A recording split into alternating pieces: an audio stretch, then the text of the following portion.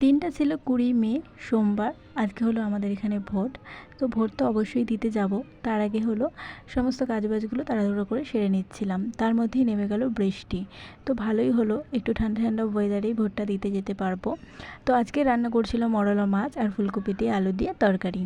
তো যাই হয়ে যাক না কেন, আগে কিন্তু আমাদেরকে খেতে হবে, সেই জন্য খাবারটাকে তৈরি করে নিচ্ছি। তো রান্নাবান্না শেষ করেই দেখো বাইরের ওয়েদারটা দেখো, এখনও অবধি অঝোরস বৃষ্টি হয়েই যাচ্ছে, সেটাই দাঁড়িয়ে দাঁড়িয়ে দেখছিলাম।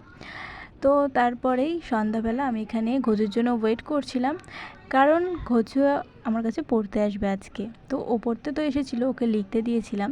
তারপরে ও চলে গেছিলো টয়লেট করতে, বাট টয়লেটে তো যায়নি, টয়লেটের নাম করে সারা রাজ্যে ঘুরে চলে এসছে।